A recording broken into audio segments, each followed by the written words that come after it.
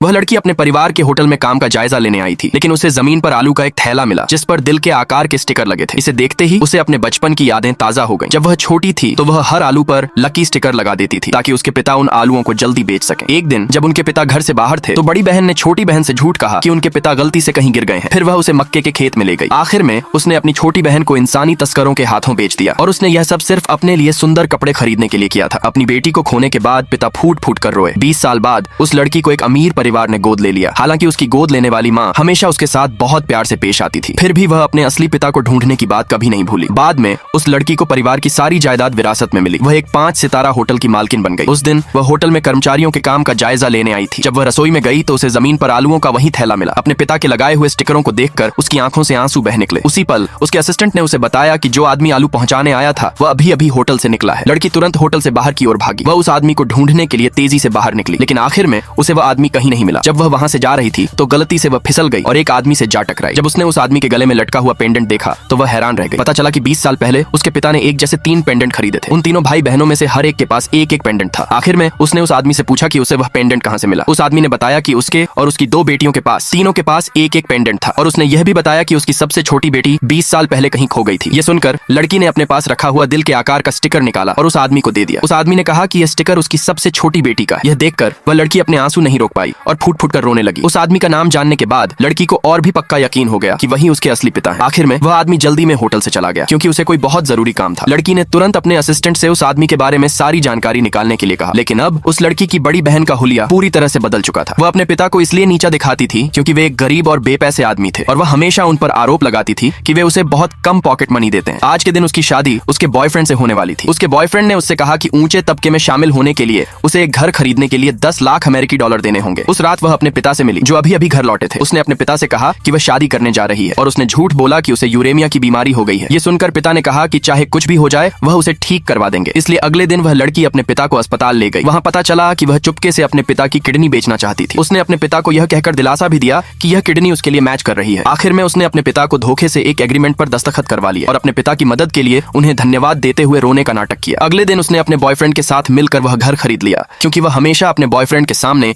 एक अमीर करोड़पति होने का दिखावा करती आई थी।